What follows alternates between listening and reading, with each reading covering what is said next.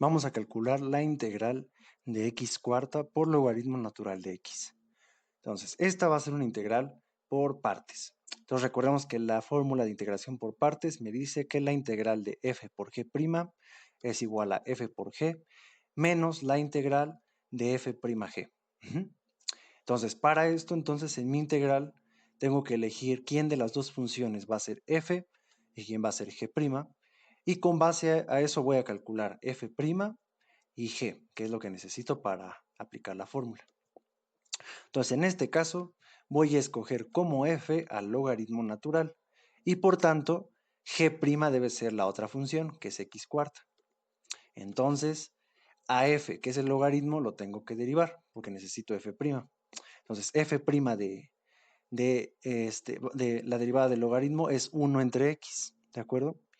Y ahora, si g' es igual a x cuarta, yo necesito g. Entonces, para calcular g, lo que voy a hacer es que g es la integral de x cuarta. Entonces, como es una derivada, para conocer la función original, tengo que integrar.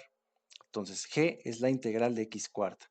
Y la integral de x cuarta es sencilla, es x quinta sobre 5.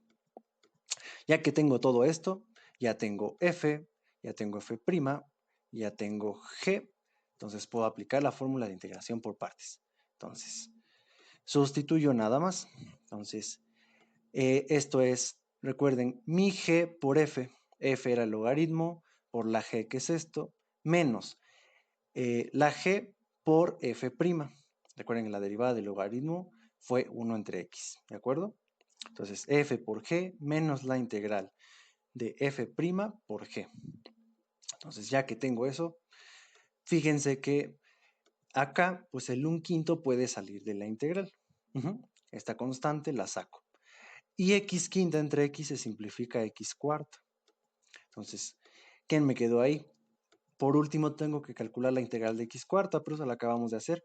Ya sabemos que esta integral es 1/5 de x a la 5.